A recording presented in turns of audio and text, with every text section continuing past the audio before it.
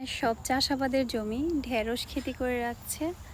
আর এটা কি জানি, এটা হচ্ছে ওদের শাক, এই যে এই দেশে যে খায় পালং শাক না, পালং শাক খেতি করেছে। আর এখানে কত কত পেঁপে গাছ, তো আমরা পেঁপে পারবো এই জন্য আসছি।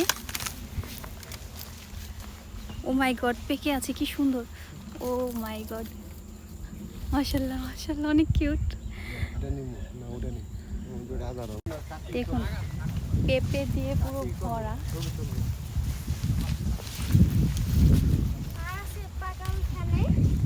না এদিকে তো নাই, এখানে নাই।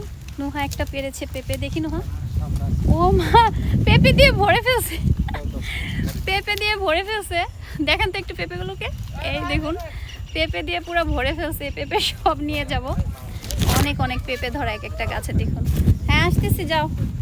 এক একটা গাছে প্রচুর পরিমাণে পেঁপে ধরা, দেখতেই পাচ্ছেন। এই যে আমার পিছনে দেখুন, পাকা অনেকগুলো পেঁপে আমরা নিয়ে নিয়েছি।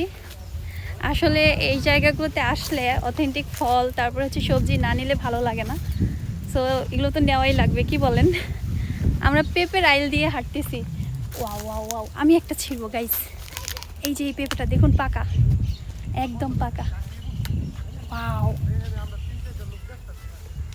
দেখতে পাচ্ছেন খুবই সুন্দর পেঁপেটা।